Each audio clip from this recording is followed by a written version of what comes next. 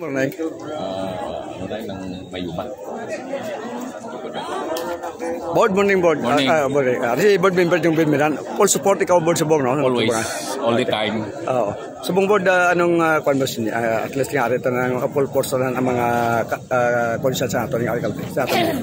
Sa ato miya sa Sulat Sangalis. Subong adlaw. Ano ang liwatak? Ang siling ko na tanan subong ato ng mga konsyan nag-file na subong aga. No? First, hindi nga una ganyan nag-file ang ato sa mga...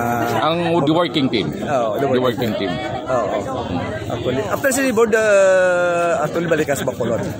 After sinila ilaktan ko, kay importante, pamilya naman. Ini trabaho sa pihak pamilya. Ang balita board nga ikaw ang pwede na nalimang sugol ng campaign period, ikaw ang mangin mag-handle sini. Yes, no. Actually, ang aton pag-handle sini, hindi natin magulat sa campaign period. No, we start it now. No, ang pagsugod naton sa inigat mga inadlaw. So, then until such time. Ang may report kita board kay na ginetsurya ko siya to ni Mitch nga sila nga amoning good nga tao si board member yung Bilmiran as a good good servant sa Cadiz City. Hindi man tagod, hindi man tata. May sakto lang nga tagipuso para sa aton banwa.